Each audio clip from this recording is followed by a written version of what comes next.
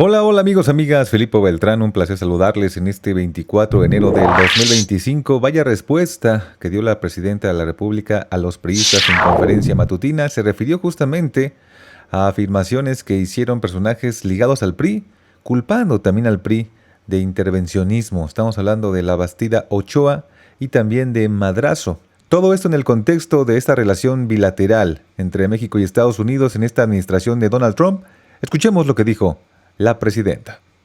Que ayer vi en la red que decían un mexicano en Estados Unidos que la presidenta no se preocupe mucho por nosotros, sino que se preocupe por el pueblo de México, los que viven en México. Pues nos ocupamos de los dos, no es preocupación, es ocupación. La responsabilidad de la presidenta es proteger a los mexicanos en cualquier lugar del mundo donde se encuentren, en nuestro país y en otros lugares, y particularmente en Estados Unidos. Y es con la Cuarta Transformación que hacemos un reconocimiento de las migrantes y los migrantes en Estados Unidos, lo que le dan a México y lo que le dan a Estados Unidos.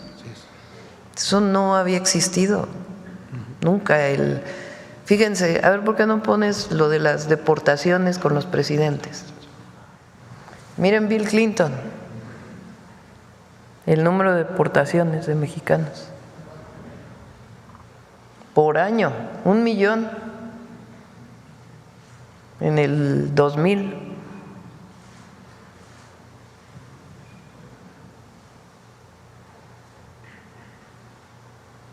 Son 181,000 de los números más bajos,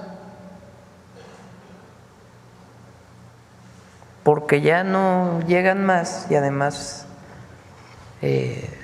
solo la comparación, que es importante. ¿Qué dijo Zedillo entonces de los mexicanos? Llevan 2,000 diarios. 2,000 diarios. Entonces, es muy fácil también para los partidos de oposición. Trataron de firmar un desplegado con todos los partidos en la Cámara de Diputados. Se negó el PAN y el PRI a firmar con los otros partidos. Ellos sacaron sus propios comunicados, pero el otro día les dije que les iba a enseñar algo, se los voy a enseñar. A ver, pongan el libro. Miren, este es nada más para que, esto es histórico, no sé si conocen este libro de La Bastida, Francisco La Bastida Ochoa, La duda sistemática, autobiografía política, epílogo de Luis Rubio. Al final de la jornada electoral, página, a ver qué página es. 218, a ver si corresponde, porque es fíjense, durante esas horas finales hubo mucha tensión al final de la jornada electoral, 2000 estamos hablando, la elección de Fox. Me enteré de que el presidente Zedillo estaba grabando un mensaje. Le hablé y no me tomó la llamada. Líbano Sáenz sí me llamó, en parte para conocer cómo iba todo y en parte para disfrazar lo que Zedillo planeaba hacer. Cuando estaba iniciando mi discurso, la transmisión se interrumpió para pasar el mensaje del presidente Zedillo. Como resulta lógico, he reflexionado mucho sobre los hechos. Para los jóvenes, Francisco La Bastida era el candidato del PRI a la presidencia de la República en el año 2000. Y como todos sabemos, ganó Fox esa elección. La primera vez que el PRI no ganaba la presidencia y que ganaba el PAN. Como resulta lógico, he reflexionado mucho sobre los hechos que se dieron ese día, como de interrumpir mi intervención cuando estaba dando el mensaje La Bastida entre el mensaje de Zedillo. Y me pregunto, ¿fue casual que Zedillo me entregara el partido quebrado financieramente. También dudo de que fuera fortuita la falta de solidaridad al negarse que se difundieran desde mi campaña los logros económicos de su gobierno. No, bueno, sigue después, ¿verdad? Y sus instrucciones a los gobernadores para que torpedearan mis giras. ¿Qué lo motivó a Zedillo para, de acuerdo con este libro, boicotear de alguna manera la campaña de Labastida? ¿Qué lo motivó?, se pregunta Labastida en su libro. La razón principal podría ser esta: cuando el gobierno de Estados Unidos le hizo a México el préstamo de $40,000 millones para afrontar la crisis desatada por el error de diciembre, entre comillas, la crisis económica del 94, negociación que el presidente Zedillo gestionó personalmente. Se le demandó el compromiso, o sea, de parte de Estados Unidos, para prestar los $40,000 millones, dicho por Labastida, que el presidente Zedillo gestionó personalmente. Se le demandó el compromiso de propiciar la transición democrática y que para ello el PRI dejara de gobernar. La ciudadanía así lo quería y él entregara la presidencia a la oposición. No sé si lo conocía. O sea, en este libro Labastida dice que hubo una negociación entre Estados Unidos, no dice quién,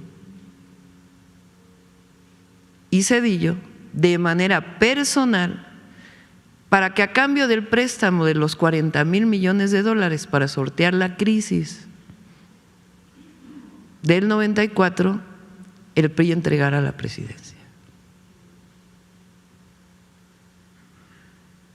Por eso les digo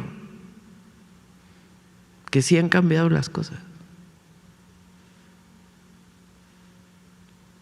Nosotros defendemos la soberanía en coordinación, colaboración, y va a salir bien, pero siempre en la defensa de la democracia. Para todos aquellos que hablan de autoritarismo, la oposición, de la democracia. ¿Qué es la democracia? El gobierno del pueblo. Hay cosas que son básicas, de principios. Del gobierno del pueblo, por el pueblo y para el pueblo, la defensa de la democracia y la soberanía.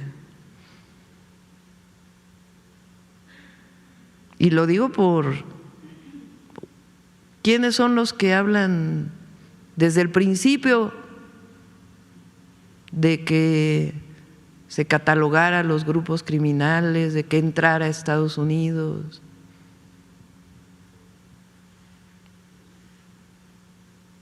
¿Y quiénes son los que negociaron? Dicho por Labastida, ¿eh? También lo dijo Madrazo.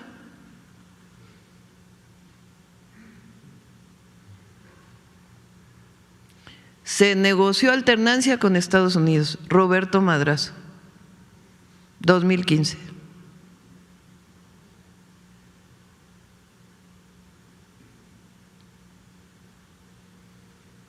Ahí se las dejo para el fin de semana, para que la analicen. Lo platicamos el lunes nuevamente, porque esto es historia, ¿eh? Esto es cómo se establece la relación con un país y otro, y a quién se representa. Gracias, presidenta. Marco Antonio Olvera, del periódico digital Hidalgo News y del canal de YouTube México News World. El tema obviamente es sobre pues, todas las andanzas y declaraciones que ha hecho el presidente Donald Trump. Yo le quiero preguntar sobre el tema de las armerías. En Estados Unidos hay 64.747 tiendas de armas. Estados Unidos son los proveedores de las armas a los grupos delincuenciales en México, y ellos, por supuesto, son los responsables del terrorismo que se genera en México, pues cuando estuvo Calderón, porque fue un gran promotor de una guerra sangrienta en nuestro territorio. ¿Cuál es el trabajo de su gobierno, que sé que está en ese tema, para el tema de las garitas, el tema del ejército, el tema de la marina? ¿Cuál es la corresponsabilidad de ellos? Porque al país, pues obviamente las armas no llegan volando, llegan a través del mar, los mares, a través de las garitas y por supuesto también en los aeropuertos. Presidenta, ¿cuál va a ser su trabajo, digamos, más fuerte en ese sentido para que no se permita la entrada de esas armas al país? Esa es la colaboración y la coordinación de la que hablamos con el gobierno de Estados Unidos sobre diversos temas, y en particular uno que nos interesa mucho a nosotros, que es la entrada de armas de Estados Unidos a México. Mucho tienen que hacer ellos para evitar que esas armas entren a México. Entonces, por eso es la colaboración, que tiene que ver con fronteras seguras, que tiene que ver con atención a las causas, que tiene que ver con información, inteligencia e investigación en el marco del respeto internacional y el respeto a nuestras soberanías, pero con coordinación y colaboración para estos temas. Lo relevante aquí es lo que determinó el Departamento de Justicia de Estados Unidos, si mal no recuerdo, el 8 de enero, que reconoce que en efecto las armas incautadas a grupos criminales en México vienen de Estados Unidos. Y eso es lo que se ha estado insistiendo también desde el gobierno del presidente López Obrador. La demanda que hizo en su momento el canciller Marcelo Ebrard y secretario de Economía, muy importante, a las armerías y a las productoras de armas. Entonces, es relevante pues en la relación México-Estados Unidos y el trabajo conjunto que se tiene que hacer para la construcción de la paz, siempre en el marco, repito, de nuestras soberanías. Además de ese convenio, digamos, o ese diálogo abierto de tú a tú de la presidencia que usted encabeza y obviamente Donald Trump, ¿cómo defenderá a México el hecho de que ya no, o sea, nos pueden decir, sí, ya no van a mandar armas, pero al final del día, pues los grupos delincuenciales y obviamente los grupos fácticos, pues hacen hasta lo imposible por cumplir sus cometidos, ¿no? La estrategia de seguridad que tenemos tiene que ver con los dos ejes. Voy a insistir en esto porque es muy importante. Y estamos dando resultados y se van a dar resultados. Por cierto, mi solidaridad con lo que pasó con la familia en Sinaloa, le pedí a la secretaria Rosicela que entrara en contacto con ellos. Se hizo un refuerzo en Sinaloa hace unos días y diario estamos revisando los resultados y avanzando, y el secretario de Seguridad ha estado ahí y va a seguir ahí, el secretario de la Defensa, de Marina, hay una gran coordinación y colaboración en el Gabinete de Seguridad. Pero es integral la estrategia, tiene que ver con la atención a las causas, que por más que la oposición diga lo que diga, es fundamental, porque nosotros no queremos que ningún joven mexicano se acerque a un grupo delictivo como pensando que es una opción de vida cuando es una opción de muerte. ¿Y cómo se hace eso?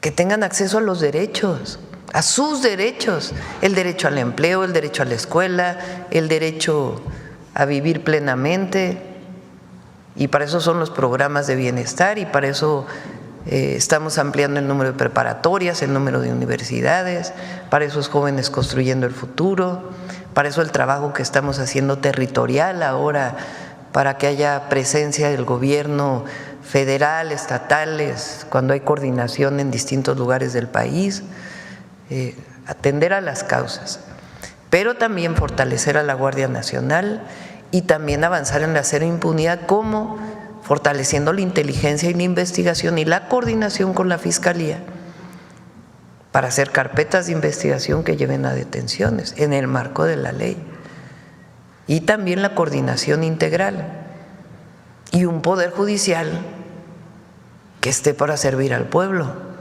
y para servir a la construcción de la paz y la seguridad. Entonces, una estrategia integral, y en esta estrategia hay colaboración, toda la vida ha habido. Con el presidente López Obrador también había coordinación de alto nivel, con respeto a nuestras soberanías, con el gobierno de Estados Unidos. Y es todos los días estar trabajando en ello. Y la economía también. La economía de México hoy amaneció mejor todavía el peso. 20.20 centavos. Entonces es de todos los días, todo el gabinete hace su trabajo todos los días. Y la coordinación, y nosotros con nuestros principios además, ahora vamos a la Mixteca, una de las zonas que históricamente fueron más olvidadas, que apenas llegó el presidente López Obrador, y el programa Sembrando Vida tiene una presencia muy grande en la Mixteca. Vamos a la Mixteca oaxaqueña ahora, porque nosotros, nuestro principio, por el bien de todos, primero los pobres. Gracias, presidenta. Una segunda pregunta, si me lo permite, no menos importante que la que abordamos. El tema de la iniciativa de ley que usted va a mandar ya a la Cámara con respecto a la eliminación de los senadores y diputados plurinominales.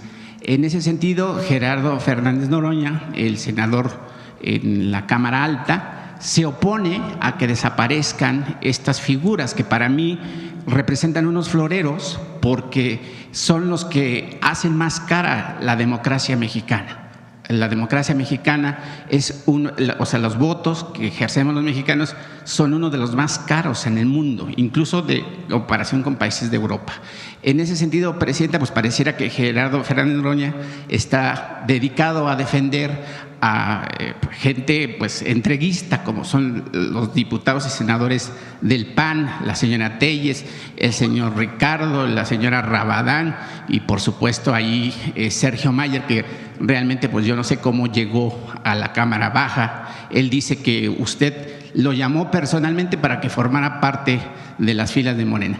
¿Cómo vamos o cómo se va a arreglar ese tema, presidenta? Pues porque pues Gerardo Fernández Noroña defiende una posición que ya es pues obviamente anquilosada para la democracia mexicana, y un proyecto que usted está encabezando que además va de avanzada. Primero vamos a enviar el de la reforma de no reelección y no nepotismo. Esa la vamos a enviar en febrero, que es una reforma constitucional para que en ningún puesto de elección popular haya reelección, regresar a la Constitución de 1917 y a una de las grandes consignas que movilizó la Revolución Mexicana con Francisco I. Madero. Entonces, esa es la primera.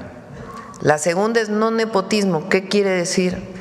Que en los puestos de elección popular no pueda ser de manera directa en el siguiente periodo la elección de la esposa, el esposo, el hijo, la hija, familiares de manera directa en el siguiente periodo, porque se presta a que haya una continuidad y el uso de recursos para que quede un familiar. Entonces, esas dos reformas las vamos a enviar a principios de febrero y tienen que ver con reformas electorales. Y ahora estamos con un grupo de trabajo. Yo estoy en contra de las listas de plurinominales, porque para ser elegido, elegida, pues hay que trabajar en territorio, hay que ganarse el voto de la ciudadanía. ¿Qué plantea Gerardo? Que tiene que haber representación de las minorías, Por ejemplo, en el Senado, ¿Cómo se conforma el Senado de la República? Se conforma con los 2 representantes populares que ganan la elección, por el partido que gana la elección, y la primera minoría. O sea, si saliste en segundo lugar como senador o senadora, son 2 personas las que aparecen en la lista, ¿no? El primer lugar y el segundo lugar. Entonces, ahora el INE exige que sea mujer, hombre, o sea, que haya paridad, que no en todos lados siempre aparezca el hombre arriba o la mujer, sino que haya paridad. Pero, por ejemplo, aquí en la Ciudad de México estuvo Ernestina Godoy y Omar García Harfuch. Entonces Omar aparecía en primer lugar, Ernestina en segundo, porque hubo un acuerdo ahí en Morena de que quien había participado en la elección pudiera participar de senador. Ahora los 2 trabajan conmigo, afortunadamente, y fueron sus suplentes quienes tomaron el lugar. Pero así aparecía 2. Entonces, ¿quién gana la elección en la Ciudad de México para senador? Morena. Entonces entran ellos 2 de senadores. Pero también entró la primera senadora de la oposición que ganó en segundo lugar, Cintia, que también, por cierto, está con el Movimiento de Transformación. Así en todos los estados, entran los 2 primeros y luego la primera minoría. Ahí hay una representación de la minoría, de quien quedó en segundo lugar, como también ocurre, por ejemplo, en los casos de las presidencias municipales que entran por planilla y hay un porcentaje para cada partido. Entonces, Gerardo, ¿qué plantea? Que haya representación de las minorías. Habría que preguntarle a él si lo que defiende es la lista o la representación de las minorías. Entonces, lo que está, aparte en el Senado hay una lista. Entonces hay los 2 que ganan, la primera minoría, y las listas de plurinominales. En el caso de la Cámara de Diputados son 300 diputados y diputadas elegidos directamente por el pueblo, quienes ganan su distrito, y luego hay listas de plurinominales por circunscripción que depende, está establecido en la Ley de Procedimientos e Instituciones Electorales, quiénes son los que entran de la lista por circunscripción. Entonces, lo que yo planteo es que esas listas desaparezcan y que en todo caso se encuentre un esquema de representación de las minorías similar, por ejemplo, a la del Senado. Igual, por ejemplo, en la Ciudad de México, en el Congreso de la Ciudad de México entran algunos que quedaron en segundo lugar, pero que se vayan a elección, que se vayan a recorrer las calles, que se vayan a recorrer los poblados, los ejidos, las comunidades, a ganar el voto popular, a que la gente los conozca y que no sea parte pues de estas listas de los partidos que se hacen, pues que es de acuerdo a lo que decidan. Cada partido tiene su forma de elegirlos. Morena, por ejemplo, muchos son de tómbola, de los militantes, pero es mejor pues que haya una representación de las minorías distintas y que sean menos. También no se necesitan 500 diputados. Y además se reduciría el gasto. Reduciría el gasto y también la revisión del gasto de los partidos políticos, del subsidio que se da a los partidos y también de cuánto cuestan las elecciones. Entonces, para hacer esta propuesta ya más integral, ahí estamos conformando un grupo de trabajo nosotros, que permita pues hacer una propuesta donde haya representación de minorías, pero que se vayan a territorio, a ganar el voto del pueblo y no las listas. Entonces habría que preguntarle a Gerardo si defiende las listas o defiende la representación de minorías. Rapidísimo, Presidenta, pareciera que Donald Trump recibió su primer revés a nivel internacional, ya que ayer una fuente del gobierno británico declara al diario de Telegram que obviamente el Reino Unido o su gobierno va a respetar el hecho de que el Golfo de México siga siendo el Golfo de México. Obviamente usted ha insistido en que siga siendo el Golfo de México, porque pues además no es un capricho, es una cosa que está establecida desde hace siglos. ¿Qué opinión le merece esa respuesta del gobierno del Reino Unido al diario británico? Pues es el nombre internacional y por eso digo hay que remitirnos a los decretos, porque el decreto que hace el presidente Trump es para nombrarle a su plataforma continental. Pero es a la plataforma continental de Estados Unidos que él pide que se llame Golfo de América, no a todo el Golfo. Entonces, también pues hay que poner todo en su justo término. Y tal como le había dicho la doctora en conferencia, llegó a Oaxaca, donde fue recibida por el gobernador Salomón Jara Cruz. Obviamente temas de infraestructura, esto fue lo que mencionó en redes sociales el gobernador. Es un orgullo recibir en Oaxaca a la presidenta Claudia Sheinbaum para comenzar nuestra gira de trabajo. Nos da mucho gusto estar con ella en este día histórico para inaugurar la carretera Mitla-Tehuantepec, un sueño cumplido. Después de más de 10 años, obviamente también quien le dio seguimiento a estos proyectos fue el presidente Andrés Manuel López Obrador.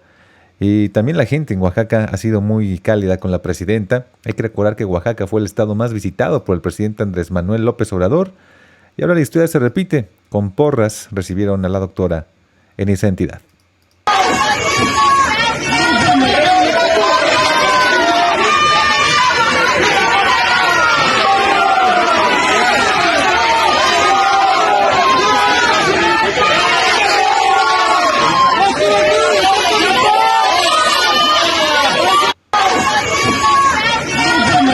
Por supuesto, te llevaremos todos los detalles también de ese evento. Por lo pronto yo me despido agradeciendo tu presencia y te invitamos a las redes sociales que aparecen en pantalla, porque un México informado siempre es un México mejor. Nos vemos en una próxima emisión.